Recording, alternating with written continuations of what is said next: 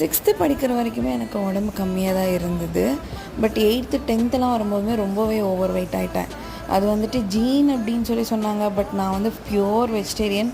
சாப்பாடே வந்து கொஞ்சம் அதிகமாக எடுத்துப்பேன் அப்போல்லாம்.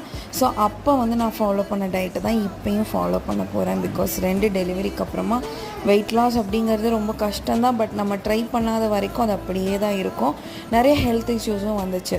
இன்றைக்கி மத்தியானம் லஞ்சு தான் உங்களோட ஷேர் பண்ண போகிறேன்.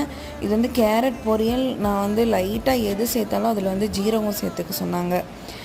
அப்போ வந்து டைஜஸ்டிவ் வந்து ப்ராப்ளம் இருக்காது அப்படின்னு சொல்லிட்டு ஒரே 1 ஸ்பூன் தேங்காய் எண்ணெய், கடுகு, ஜீரகம், பெரிய வெங்காயம், துருவின கேரட்டு, அப்புறம் வீட்டு சாம்பார் தூள், கொஞ்சம் உப்பு இதெல்லாம் போட்டு நல்லா வணக்கிட்டு கொஞ்சம் தண்ணி ஊற்றி வேக வச்சதுக்கப்புறமா ஃபுல்கா போட்டு அந்த பொரியல். அப்புறம் காலையில் வந்து எண்ணெய் கம்மியாக போட்டு தக்காளி பஜ்ஜி செஞ்சுருந்தேன்.